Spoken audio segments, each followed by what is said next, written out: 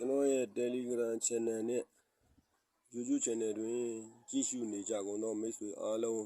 ကျမ်းမာချမ်းသာခြင်းနဲ့လူဝင်ဆန္ဒများတစ်လုံးတစ်ပါးပြည့်စုံပါသည်ဗျာမြန်မာပြည်သူပြည်သားအားလုံးနဲ့ကမ္ဘာသူကမ္ဘာသားအားလုံးလည်းကျမ်းမာခြင်းချမ်းသာခြင်းနဲ့ပြည့်စုံပါသည်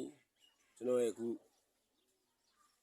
3D ဖိုင်လေးကိုကျွန်တော်ရဲ့မူလေးတိုင်းပေါ့နော်အဲ့ဒါလေးကိုကျွန်တော်ချပြမှာဖြစ်ပါတယ်ကျွန်တော်ထိုးမဲ့ကဏ္ဍလေးတွေပါကျွန်တော်ကတော့လွယ်လွယ်လေးတွေပဲစဉ်းစားတဲ့လူတယောက်ကျွန်တော်ညံသွေးရလဲအဲ့လောက်ပဲတတ်တာဆိုတော့အဲ့လောက်ပဲပြမှာပါဒီ391ကနေမူတည်ပြီးတော့ကျွန်တော်ရှာမှာပါ391ရဲ့အထက်ကနေကြီးကျင်းမယ်1 2 3 1 2 3 4 5 6 9 10 9 လို့ထွက်ပါတယ်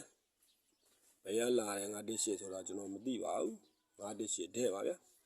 အဲ့လိုလေးပြီးနေပါတယ်ဒီ391တော့ဒီမှာပေါ့နော်ဒီ391ကနေကြည့်လိုက်မယ်ဒီနေ့ဒီနေ့3ဒီနေ့3 4 5 6 9 10 9ဟိုမှာ9ပါပဲဗျာဒီငကက391ကိုခြေခံပြီးတော့918ဆိုပြီးတော့တဲထွက်နေပါတယ်နှစ်ကြိမ်တဲထွက်သွားပါတယ်918တဲထွက်ပါတယ်ကျွန်တော်ခု391ကနေခုပထမပိုင်းဒုတိယပိုင်းခုတတိယပိုင်းပေါ့နော်ကြည့်မယ်ဒီနေ့3ဒီနေ့3 4 5 6 9 10 4တိခွန်လို့သူကဒီပွဲစဉ်မှာကျတော့လာထွက်ပါတယ်4တိခွန်ဆိုပြီးတော့ထွက်ပါတယ်4တိခွန်လို့ထွက်ထားပါတယ်ကျွန်တော်တို့ခုပွဲစဉ်အတွက်2025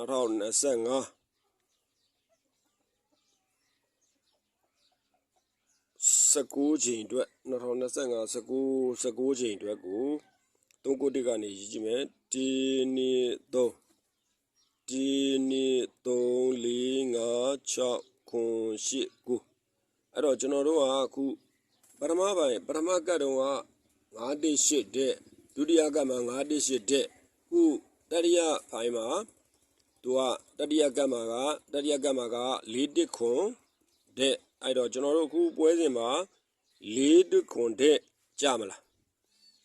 ဘယ်လိုပုံစံနဲ့ကြမလဲအဲ့ဒါမဟုတ်ဒါမှမဟုတ်918တဲ့ဆိုတော့ပြန်ရိုက်မလား